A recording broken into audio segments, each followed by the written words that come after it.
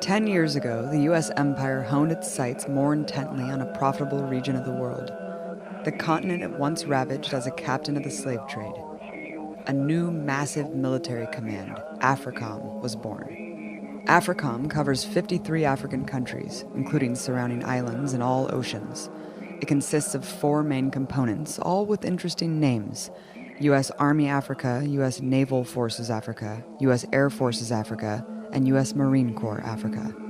Although most U.S. military presence on the continent has been under the auspices of humanitarianism, AFRICOM officer Rick Cook admitted that the U.S. has been at war in Africa for years. Its footprint includes an array of drone bases, camps, and compounds carrying out the American tradition of training and arming proxy militaries responsible for flagrant human rights abuses and a variety of black ops. Far from a low-intensity war on the continent, AFRICOM averages several missions every single day. Every empire has longed for ownership of Africa for the same reason: its unimaginable treasure of minerals and raw materials. Much of that buried wealth is concentrated in Africa's south, in the Democratic Republic of the Congo. The DRC is home to 80 million people with 250 different ethnic groups and over 700 distinct languages and dialects. Taking into account its untapped minerals, it's considered the richest country in the world, with reserves worth $24 trillion. The DRC has 10% of the world's copper, 30% of its diamonds, and 70% of the world's coltan, and it produces over 50% of the world's cobalt. Among Congolese who literally risk their lives working in cobalt mines, tens of thousands are children, working 12 hours a day for $1. Paying local militias to illegally dig, Western mining giants make millions off this criminal enterprise, including Adastra Minerals and Bechtel Incorporated.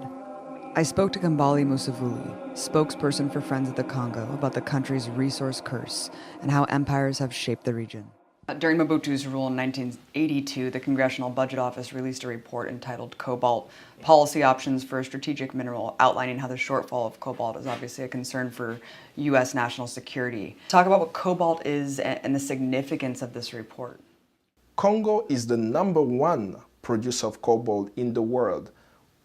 Even when we have peace and no peace, we are still the #1 producer of cobalt in the world. There is a high chance that your batteries of your cars, of the batteries of your phones, your TVs, all those electronics that you use today has cobalt from the Congo, but no one knows that. But the document you point at is very particular. Like when people look at the cobalt policy, I see it in twofold. The first vulnerability, the reason why they created the cobalt policy is because there was shortage of cobalt in Congo. This was caused by a rebellion. There was a rebellion in the late 70s that disrupted the exploitation of cobalt in the Congo. And that made people worried in the United States. Americans noticed this because in the 1980 and 1981, there was shortage of color TV in the US. Consumers did not know why we had shortage of color TVs, but it was directly connected to the cobalt in Congo. So we had to figure out, okay, we don't produce cobalt in the United States. We don't have a known reserve of cobalt in the United States. The country where we get cobalt, back then it was called Zaire, it's now Congo, has a president that we have installed. What needs to be our policy toward it? So this document was the justification of supporting Mobutu, knowing that he was pilfering Congo's national coffers. He was actually killing dissidents in the country and so on. But because he was so essential for our access to cobalt, we supported him. Not just because of our electronic device. The first vulnerability is not electronics. If there is a shortage of cobalt in the United States, it will impact the US military. And they said it in the document, right up in sight, that without Congo's cobalt, we'll have problems waging war. We'll have problem with that. What does the US military use cobalt for? You cannot have a drone without cobalt. You cannot have your planes without cobalt. You cannot send a space shuttle without cobalt. In your nuclear reactor, you see that also. I mean, it's used virtually in most of the major military and aerospace equipments. if there is a shortage of cobalt, we can't wage a war. That's the first vulnerability of the cobalt policy. So if we want peace in the world, let's make sure that Congo is in control of the Congolese so that they can use the resources to better their lives, have clean water and electricity and better life in their own country, rather than seeing the minerals fleecing the country, going to Western nation, and it's being used in the military industry, causing havoc around the world. From first gold to rubber to human slaves to now cobalt, Africa has endured over 5 centuries of oppression and theft by European empires. So much so that the entire capitalist world was able to develop through an annihilating policy of underdeveloping Africa. The Congo has a common colonial origin story. The diverse landscape, which contained 450 independent African groups, had borders drawn around it in the 1880s as a private holding of European investors. The colonial project was formally recognized as the Congo Free State at the 1884 Berlin Conference, a meeting to divide Africa by European empires and no Africans. The Congo Free State's head fat cat was the bloodthirsty Belgian King Leopold II, who led an army that conquered the region, murdered its African leader, and brutally repressed its people. The Mad King broadcast to the world his noble mission of bringing civilization to the newly formed Congo. Meanwhile, he was pillaging and plundering every inch. His tactics included cutting off the hands of workers, including child laborers, for the crime of failing to meet their daily rubber production quota. Leopold and his military commanders even encouraged their soldiers to collect severed hands as a measure of success. But on February 26, 1885, Henry Sanford was signing on behalf of the United States that document saying that they're giving this huge land called the Congo to Leopold II.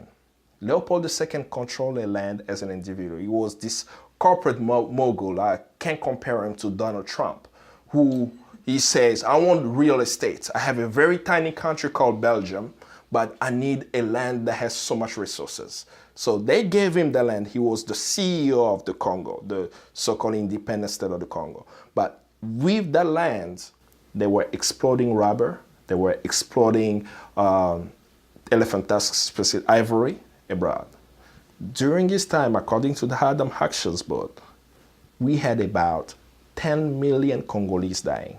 It was modern-day slavery. I don't know if I should even say modern-day slavery, because slavery is slavery, right?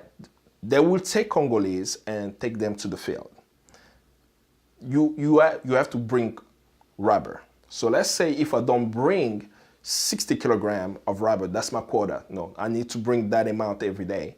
Either I will be beaten to death or killed, or my hand will be chopped off.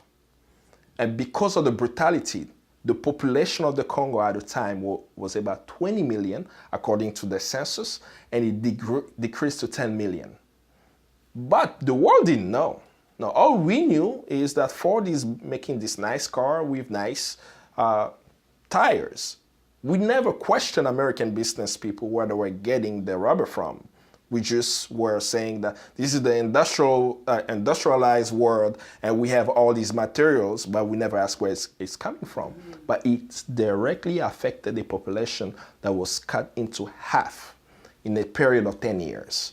During that time, because of people speaking up, Congo was taken away from Leopold, but it was not given back to the Congolese. It was given to Belgium. So from 1908 to about 1960, Congo was under Belgian rule. So when you look at the archives videos of the Belgian rule, you will see videos where you have this white Belgian speaking in front of a class, teaching the Congolese how to be civilized. And they will have all these propaganda videos being shown in Belgium, where they will literally say they were bringing civilization to Congolese, teaching them how to eat, how to open doors, how to use a fork. That's how people live. So when a Belgian sees that on national TV, he says, oh, we're doing great work in Africa. We're teaching people how to be civilized. No question about how the uranium that was used to bomb Hiroshima and Nagasaki came from the Congo. The Belgians took it out of the Congo and gave it to the Manhattan Project in New York City. No, that was uranium from the Congo. There is no question that in the Marshall Plan to rebuild Europe, Congo's copper was essential. They were not treating them as citizens or even human beings. That's what caused it, not just in the Congo, but across the continent through the colonization period, people to rise up. Because we say, wait a minute, I'm a human being. Why am I not being treated as a human being? So many Africans, specifically in the Congo, many young Congolese rose up. That's how Patrice Lumumba rose to prominence. Prime Minister Lumumba was part of a breakthrough period for the never-ending resistance to colonialism. In the 1940s through the 80s, colonized peoples all over Africa formed political parties, waged battles for self-determination, and expelled their European overlords. From Angola to Guinea-Bissau to South Africa, independence movements inspired oppressed peoples everywhere. The DRC was no exception. Che Guevara even risked his life on the battlefields to aid Congolese liberation. After almost a century of that colonial rule from Belgium, in 1960, Congo chose its first democratically elected leader, Patrice Lumumba. Talk about the struggle that made this happen and the significance of Lumumba's victory. Patrice Lumumba is a glitch in the empire. That's the way I look at him. He was also among the elite, if you may say, the elite Congolese, meaning that in Congo, you couldn't study after 8th grade under colonial rule. So literally after 8th grade, you're not getting an education. And then you take a test where they give you a card saying that you're a civilized person. So they actually had the cards that say, no, civilized card, that they will say you are civilisé, as they say that. With that card, it allowed you to go downtown, to be able to drive, to go to movie theaters. Because you couldn't end up downtown in all these Western stores without that card, you'll be arrested. So Lumumba was amongst those who had that access. But he understood something very fundamental, which was not part of the elite class. He understood that we didn't control our land. So he took the voice of the villagers who were saying what we say, Likambo ya Mabele, the problem of land, sovereignty, and took it to prominence. He understood the importance of Africa being united. He understood the place of Congo in the unity of Africa. So he speaks and he was asking for immediate independence. That there is no reason why a Belgian person should be in the Congo beating Congolese on their own soil and treating them as inhumane. I said, we are adults, we can control our own country. In 1958, a 34-year-old Lumumba spoke at an international Pan-African conference hosted by the Prime Minister of newly independent Ghana, Kwame Nkrumah. There he talked about the national aspiration of emancipating Congolese from the boot of colonialism. During the Pan-African Congress, Kwame Nkrumah created a plan of a United States of Africa. Guess where was the capital? The capital was Kinshasa. Back then it was called Leopoldville. And they understood that if Congo is free, Africa will be free, because they saw the Congo with its resources as the heart that will spread its energy across the continent. The Congo River that can provide the electricity to the whole African continent. We know that, but it has not been exploited. The arable land, Congo has the potential to feed the whole entire world until 2050, when the world's population is 9 billion people. And Africans are not even getting access to food. And all these resources Congo had, Lumumba had the mission to go make sure that the Congolese can be independent and use it at the benefit of the Congolese and, of course, the African continent as a whole. But it was a threat to Western powers. Lumumba made it clear to Western powers that if he was elected, he was in control of the Congo, he will make sure that the resources of the Congo benefit the Congolese people. I wanted you to also explain how in 1965, of course, Lumumba was deposed by a Western-backed coup, replaced by anti-communist military dictator Mobutu Seko. What forces made this happen? The United States.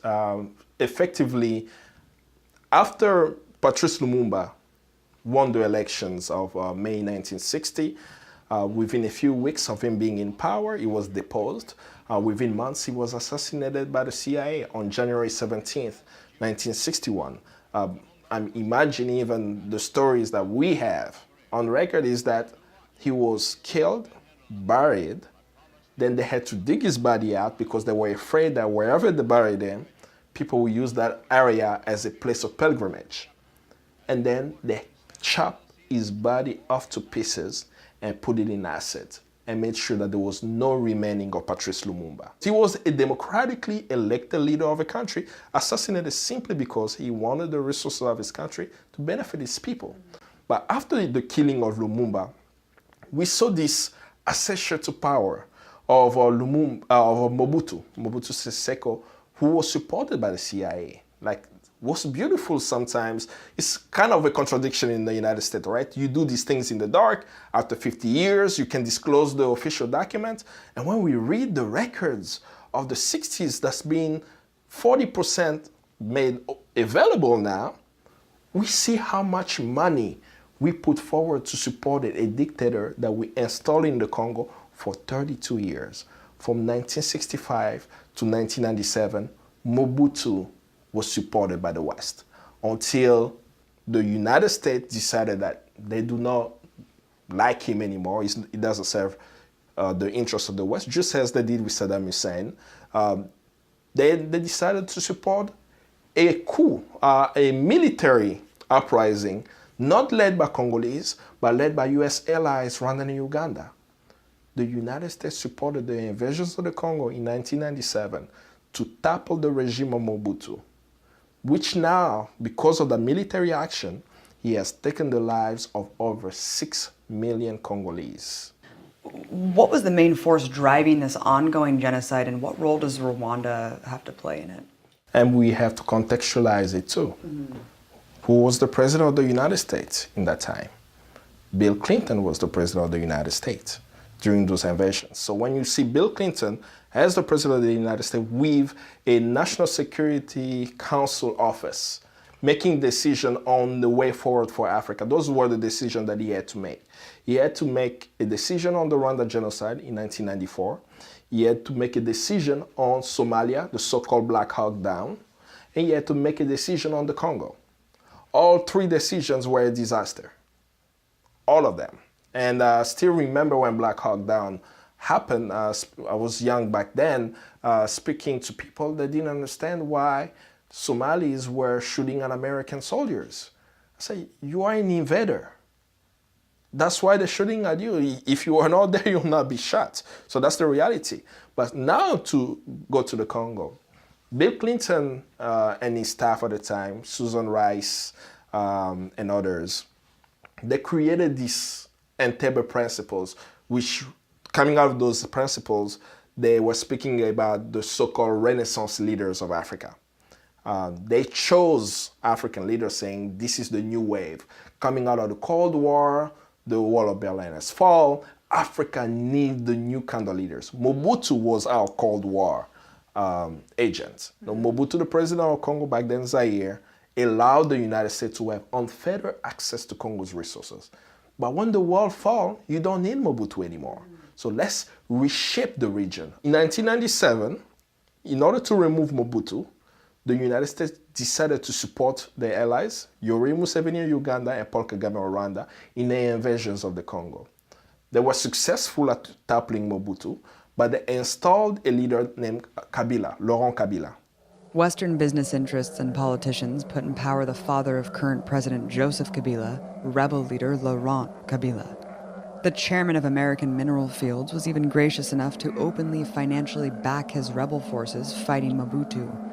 In exchange for their investment, the senior Kabila promised them a $1 billion mining contract. Laurent Kabila was brought to power during the deadliest war in modern African history, with mass killings and widespread atrocities involving 9 African countries. The Congolese people suffered primarily from invasions by the armies of Rwanda and Uganda, 2 brutal pro-Kabila dictatorships that continue to be financially backed by the US. The second invasion of the Congo was so terrible that even my family, we had to flee. We left in August of 1998. But what continued after, which is really a scar to the human conscience, that millions of lives died. But how did they die? So you have foreign troops on the ground, terrorizing population, killing them, burying them alive. In 2001, Laurent Kabila's son Joseph seized power after his father was assassinated. He's now grasping to hold on to power during a bloody civil war. So Joseph Kabila has been president of the Congo since 2006, a presidential election set for November of this year, 2016. But everything he's done, it looks like he's actually going to extend his terms and violate the Constitution. What will happen to the DRC if he does do that? The hope is a revolution, but we have to also take a historical look of how long he's been around. You know, in 2001, his so-called father was assassinated.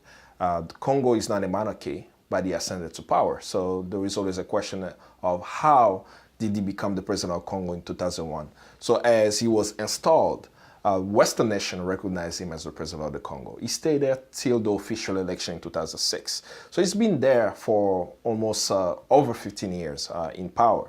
But in 2006, there was hope that Congolese will decide. There were two top contenders, Joseph Kabila and Jean-Pierre Mbemba, who is currently at the International Criminal Court, facing charges of crimes a quote-unquote committed in Central African Republic. But at the end of the elections, Kabila was declared the winner. There was an uprising in Congo. This is actually the first time in history where Western diplomats were bombed in a bunker in Congo. So he almost killed a dozen diplomats because he was afraid that the West shifted. But of course, there was no accountability after that. All Western nations banked on Kabila. The reason why they banked on him, they saw him as a leader they could control to get access to Congo's minerals. During his power, you can see that many mining contracts have been signed that didn't benefit the Congolese people. And the International Crisis Group actually noted that in 2007, Western nations banked on Kabila because they felt this was our guy that we can control. So in 2011, which was the second official elections, according to our constitution, that election was also rigged.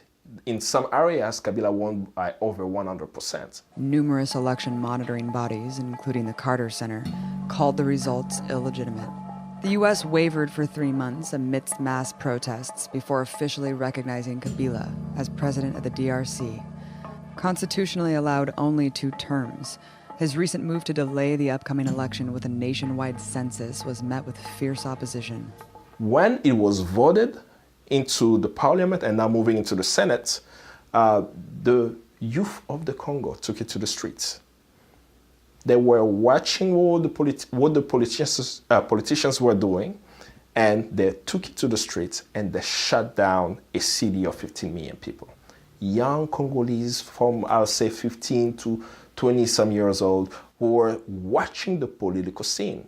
So for 2 straight weeks, they were protesting, facing the police, saying no to the change of the constitution. Scores were killed. The official numbers are that there were 42 people who were killed. But when we look at the fact on the ground, in March of the same year, last year, we found, even the locals, the United Nations, found a mass grave in Kinshasa with 425 bodies. For decades, the empire has employed and backed such brutal tactics.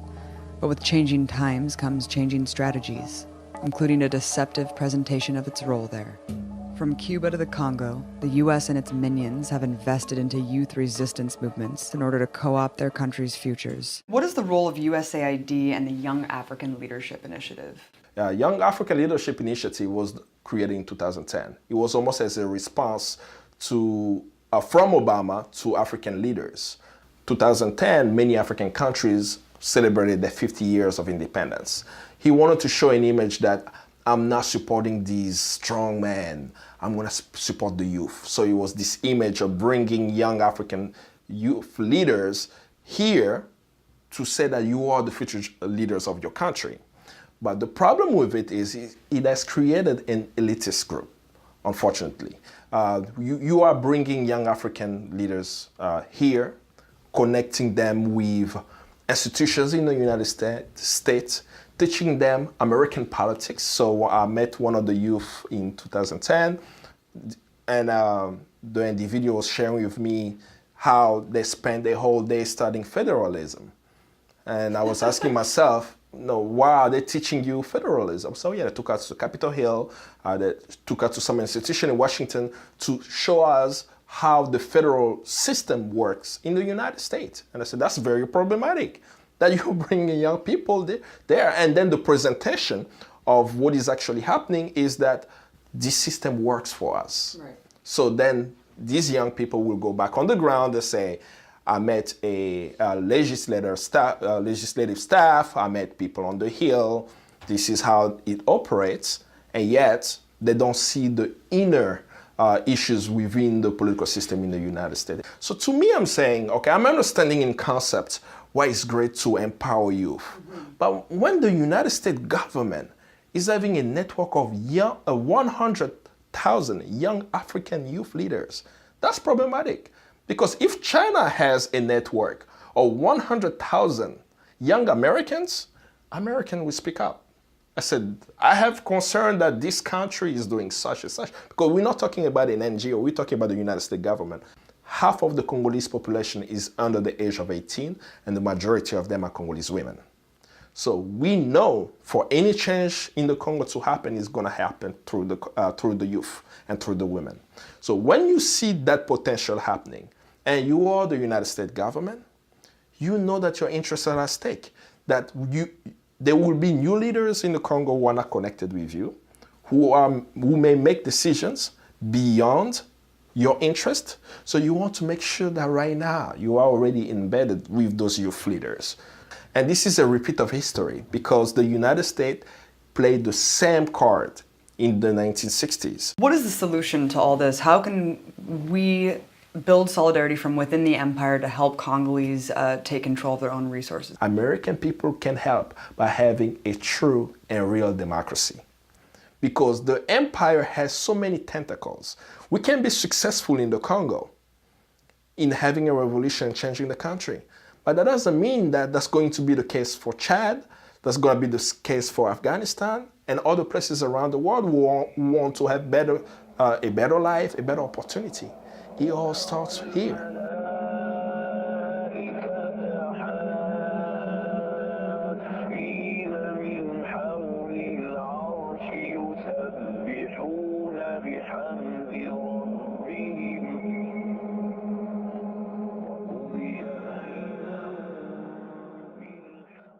U.S. Air Forces Africa, and U.S. Marine Corps Africa. Although most U.S. military presence on the continent has been under the auspices of humanitarianism, AFRICOM officer Rick Cook admitted that the U.S. has been at war in Africa for years. Its footprint includes an array of drone bases, camps, and compounds carrying out the American tradition of training and arming proxy militaries responsible for flagrant human rights abuses and a variety of black ops. Far from a low-intensity war on the continent, AFRICOM averages several missions every single day. Every empire has longed for ownership of Africa for the same reason: its unimaginable treasure of minerals and raw materials. Much of that buried wealth is concentrated in Africa's south, in the Democratic Republic of the Congo. The DRC is home to 80 million people with 250 different ethnic groups and over 700 distinct languages and dialects. Taking into account its untapped minerals,